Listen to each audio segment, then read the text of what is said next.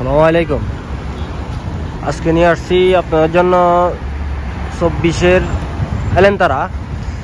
এলেন্তারা model 2024।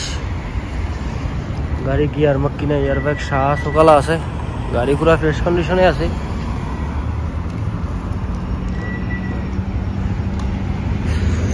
গাড়ি চলছেও কম, অল্প kilometre হইল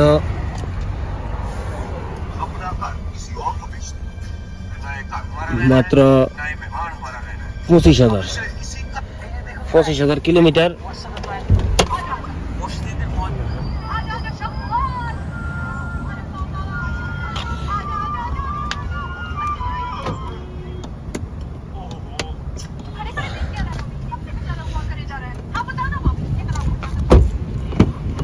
ফ্রেশ কন্ডিশনে আছে,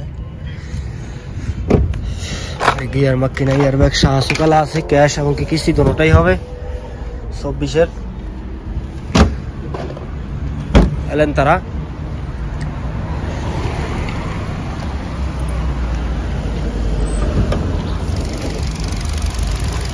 সাইড সিলিন্ডার, ছোট মাক্কিনা 16 সিসি।